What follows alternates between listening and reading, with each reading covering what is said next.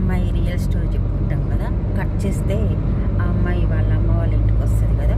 వచ్చిన తర్వాతకి ఒకరోజు కొద్ది రోజుల తర్వాతకి కడుపు మొత్తము లావుగా అనిపిస్తుంది ఏంటి అని వాళ్ళ అమ్మ ఆ అమ్మాయిని అడుగుతుంది. అడిగితే ఏమమ్మా నాకు తెలియదు అని ఆ అమ్మాయి చెప్తుంది. అయితే ఎందుకైనా మంచిది నీకు నెలసరి వచ్చిందని వాళ్ళ అమ్మ అడుగుతుంది. ఏమో నెలసరి అంటే ఏంది నాకేం అర్థం కాదు, ఏమో ఎప్పుడు వచ్చిందో ఏమో అని ఆ అమ్మాయి సమాధానం చెప్తుంది. అయితే ఒకరోజు ఖమ్మం వాళ్ళకి దగ్గర ఉంటుంది.